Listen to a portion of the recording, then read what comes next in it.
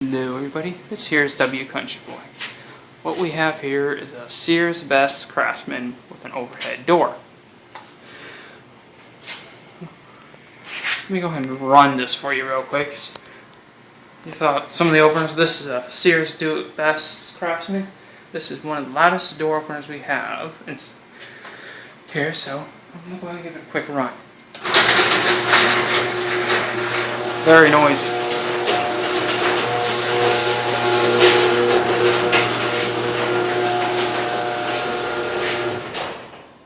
Nice door, older, uninsulated.